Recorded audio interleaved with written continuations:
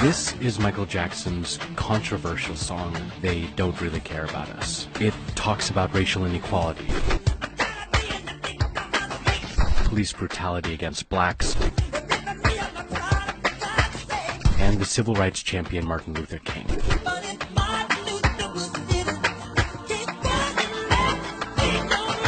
And it's still relevant today. Here's how. With the Civil Rights Act of 1968, legal forms of racism were abolished, but it didn't actually end racism in the U.S.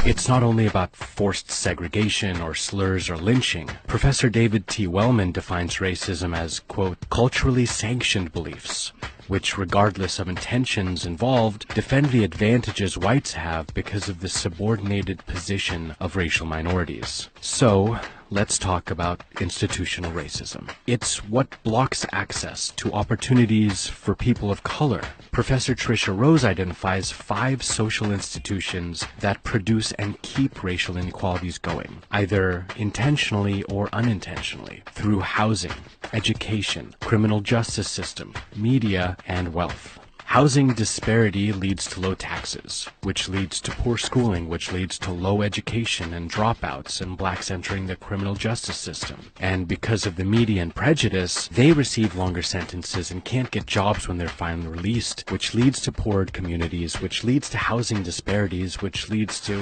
You see the cycle there? So let's start at the top. Today, the average white family owns 700% more wealth than a black family. A study by Brandeis University found that this disparity is due to the institutionalized racism in housing. You see, for decades, the Federal Housing Authority wouldn't grant mortgage loans to people of color. They'd rank all the neighborhoods in the country according to their loan eligibility, and black neighborhoods were marked red and assigned the lowest grade. Later, this rating system was taken up by banks and other institutions which denied home and business loans to people of color. This is called redlining, and although it's now illegal, the damage is still being felt today.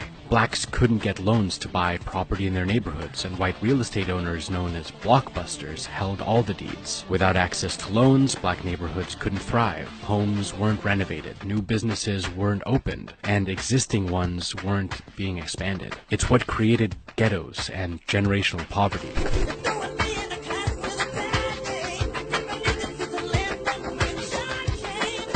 Lower property values and the lack of prospering businesses meant that local tax collections were low. With nearly half of a school's budget coming from local taxes, education in these areas suffered. And when schools don't have enough funding, they can't open kindergartens or hire qualified teachers. So class sizes swell, and schools don't offer electives and upper AP classes. This education system not only fails students of color through inadequate resources, it also creates a school-to-jail track. Looking at statistics on suspension rates from kindergarten through high school, black kids are suspended and expelled from school far more often than white kids. Expelled students have a higher chance of being arrested or ending up in juvenile detention centers, where they're introduced into the criminal justice system, which again is skewed against people of color. The number of black convictions are much higher than white convictions for the same crimes.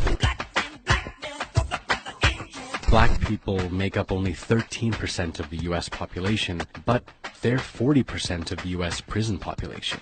Why?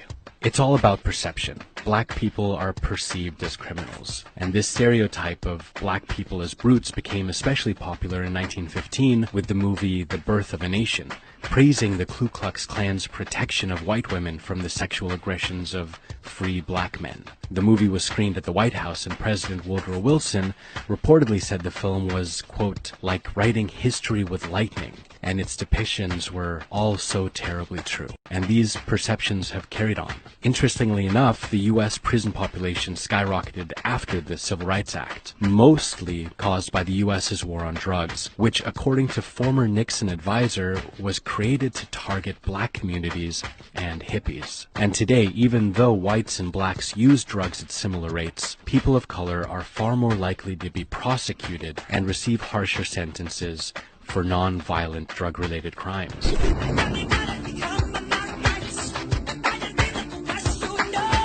Only 13% of drug users are black, but 36% of people arrested and 46% of people convicted for drug-related offenses are people of color. At the current rate of arrests, 1 out of every 3 black males will go to jail at some point in their lives. And when they get out, they'll earn 21% less in wages than formerly incarcerated white people, which feeds into poverty, which feeds into housing, which feeds into schools, which feeds into prisons, which was fed by the media, and round it goes. 66% of the overall population and 70% of the white population think racism is individual rather than being built into laws and institutions. What do you think?